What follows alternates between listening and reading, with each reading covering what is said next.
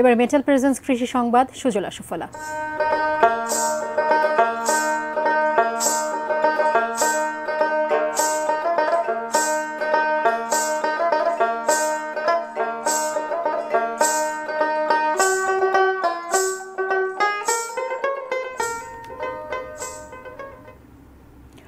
আবারও তীব্র গরম মেহেরপুরে, সেই সাথে পাল্লা দিয়ে বাড়ছে লোডশেডিং।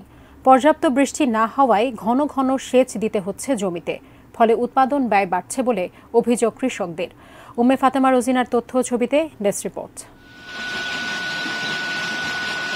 মেহেরপুরে আবারও শুরু হয়েছে তাপপ্রবাহ, বৃষ্টিরও দেখা নেই, ফলে পানির অভাবে শুকিয়ে যাচ্ছে ফসলের মাঠ।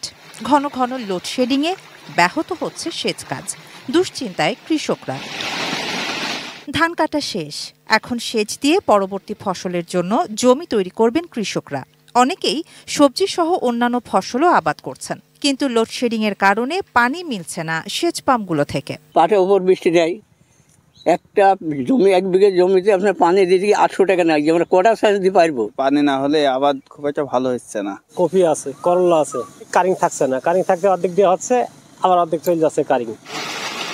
সেচ পাম্প মালিকরা বলছেন বারবার বিদ্যুৎ চলে যাওয়ায় আর্থিকভাবে ক্ষতিগ্রস্ত তারাও। প্রত্যেকদিন তো 1 ঘন্টা 1.5 ঘন্টা দেয় সন্ধ্যাবেলায়, আর দিনের বেলার ভিতরে 4-5 বার যায়, 8-10 বারও যায় কোনোদিন। একভাবে যদি কারেন্টটা থাকে তাহলে ভালো হয়, সময় অপচয় কম হয়, আবার বিদ্যুৎ সাশ্রয় হয়।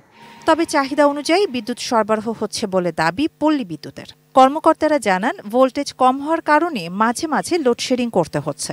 কারেন্টটা বেশি হওয়ার কারণে ভোল্টেজটা কমে যাচ্ছে, এই জন্য 10 মেগাওয়াট মতো আমরা লোডশেডিং 8টা থেকে 9টা এর ভিতরে লোডশেডিংটা হচ্ছে। তাছাড়া কোনো লোডশেডিং আমাদের নাই। পানির অভাবে পাট ও অন্যান্য ফসল নিয়েও দুশ্চিন্তায় চাষিরা, তাই নিরবিচ্ছিন্ন বিদ্যুৎ সরবরাহের দাবি তাদের।